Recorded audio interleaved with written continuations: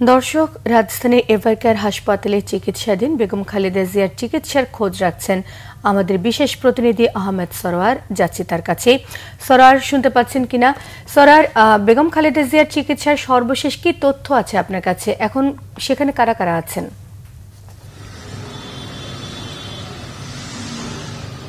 হ্যাঁ, সবশেষ খবর বলতে আসলে এতক্ষণ পর্যন্ত গত রাত থেকে যেটা জানা গেছে এখন পর্যন্ত সেটাই আছে। কারণ হলো আমরা এখন আজকে আর আসলে সকাল থেকে এই বসুন্ধরা এলাকার ভেতরে কোনো গণমাধ্যমকে আর প্রবেশ করতে দেওয়া হচ্ছে না। দুইটি গেটই বন্ধ করে দেওয়া হয়েছে। আমরা এখন এভারকেয়ারের বসুন্ধরার দক্ষিণ পাশে এভারকেয়ারের পাশে রাস্তায় দাঁড়িয়ে আছি। এখানে আসলে সবাই উৎকণ্ঠা, গণমাধ্যমের সামাজিক যোগাযোগ মাধ্যম সর্বত্রই খালেদা জিয়া নিয়ে যেমন উৎকণ্ঠা, আমাদের মাঝে উৎকণ্ঠা আছে। কারণ আমরা দায়িত্বশীল কারোর সাথে এখন পর্যন্ত কথা বলতে পারিনি।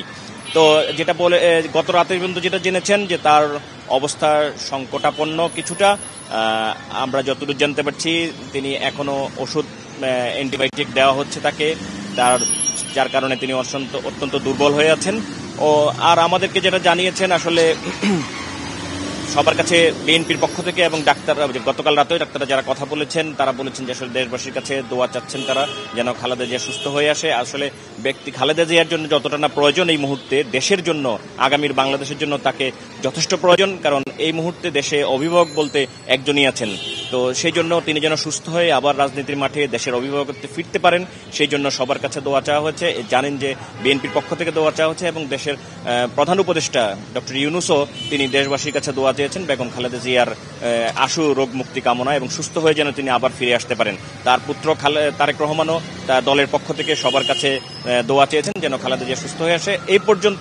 এখন পর্যন্ত এটাই হচ্ছে। তবে আপনাকে বলে রাখি, সামাজিক যোগাযোগ মাধ্যম সর্বত্রই খালেদা জিয়া এখানে উৎকণ্ঠা। আমরা যেখানে দাঁড়িয়ে আছি আমাদেরকেও আশেপাশে রাস্তা থেকে লোকজন জিজ্ঞাসা করছে আসলে খবর কি। তো আমরা আসলে ডাক্তারের কথা ছাড়া তো কিছু বলতে পারছি না। আমরাও কায়মানব একটা দোয়া করছি যেন খালেদা জিয়া সুস্থ হয়ে আবার ফিরে আসেন। আহমেদ সরোয়ার, আপনাকে অসংখ্য ধন্যবাদ।